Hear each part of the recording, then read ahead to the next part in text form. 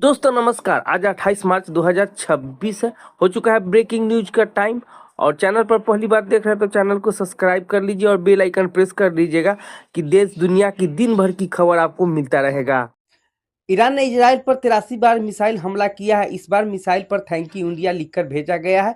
Social media के सामने आए वीडियो में दिखा कि ईरानी सैनिक ने मिसाइलों पर thank you peoples of India लिखा है। इसी तरह स्पेन, पाकिस्तान और जर्मनी के लिए भी संदेश लिखे गए। ईरान ने कहा कि यह कदम उन देशों के प्रति आभार जताने के लिए है जिन्होंने इसका समर्थन किया।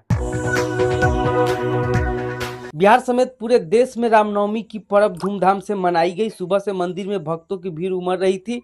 बिहार के सभी जगहों पर शोभा यात्रा निकाली गई।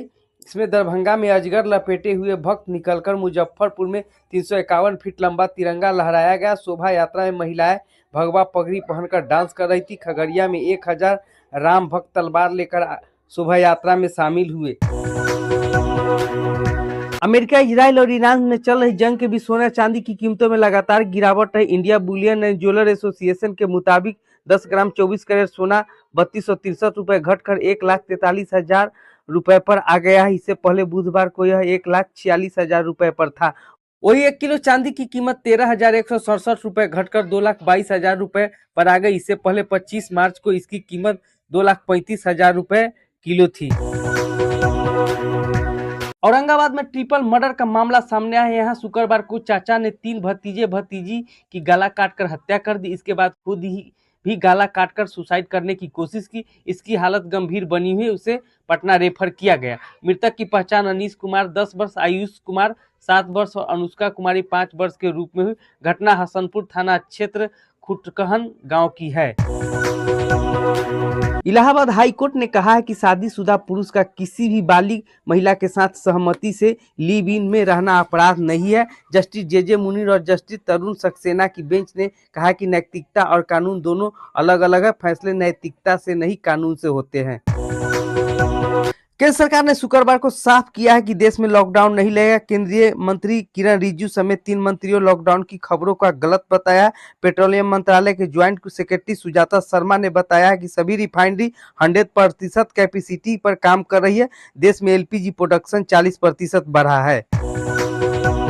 सरकार ने पेट्रोल और डीजल पर एक्साइज ड्यूटी 10-10 रुपए की कटौती कर दी है। पेट्रोल पर ड्यूटी 13 रुपए प्रति लीटर घटाकर 3 रुपए, जबकि डीजल पर 10 रुपए से शून्य कर दी गई है। एक्साइज ड्यूटी घटाकर पेट्रोल डीजल के दामों की स्थिर रखा गया है।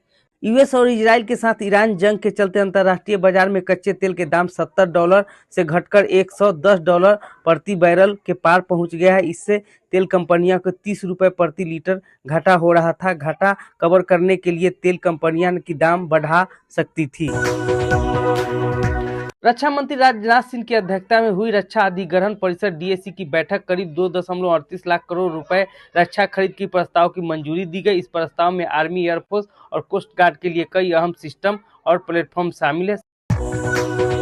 नेपाल में शुक्रवार को बालेन शाह ने प्रधानमंत्री पद की शपथ ली। 35 साल के बाद देश का सबसे कम उम्र के पीएम बने हैं। सांसद पद की शपथ कुछ घंटे उन्होंने रैप गाने के जरिए संदेश जारी किया, जिसे भ्रष्टाचार, सिस्टम बदलाव और युवाओं को जिक्र किया। उन्होंने अपने गीत में कहा कि एकता और उनकी सबसे बड़ी ताकत है और इस बार इतिहास बना रहे। जम्मू कश्मीर के विधानसभा में शुक्रवार को ईरान के पूर्व सुप्रीम लीडर अयातुल्लाह खामेनेई को मौत की प्रदर्शन हुआ। नेशनल कॉन्फ्रेंस के नेता खामेनेई की तस्वीर लेकर सदन में के अंदर पहुंचे और समर्थन के नारेबाजी की। नेशनल कॉन्फ्रेंस की नेताओं ने खामेनेई के पोस्टर भी लहराए। इसी बीच सदन में कांग्रेस और बीजेपी नेताओं के बीच धक्का मुक्की और वीडियो सामने आया। भारतीय रुपया शुक्रवार को अमेरिकी डॉलर के मुकाबले 94.7 का रिकॉर्ड निचले स्तर पर पहुंच गया है। मिडिल ईस्ट में जारी युद्ध और एनर्जी सप्लाई चेन में आई रुकावटों के कारण भारतीय रुपया का गिरावट दर्ज की गई है। शेयर बाजार में आज यानी 27 मार्च को गिरावट रही। सेंसेक्स 1690 अंक के गिरावट के साथ 73,583 पर आ गया।